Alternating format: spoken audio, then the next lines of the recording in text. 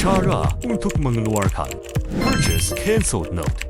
Hai, saya Jay dari EAST SQL. Hari ini saya akan ajar macam mana nak gunakan Purchase Cancel Note dalam SQL System. Purchase Cancel Note ini, dia punya gunaan adalah untuk anda record apa purchase order you sudah issue tapi company anda nak cancel tu purchase order punya record. Sekarang sini kita boleh pergi dekat Purchase Cancel Note. Sini anda boleh tekan New. Lepas tu anda boleh key in supplier punya nama, contohnya supplier ini. Lepas tu anda boleh right click transfer from purchase order.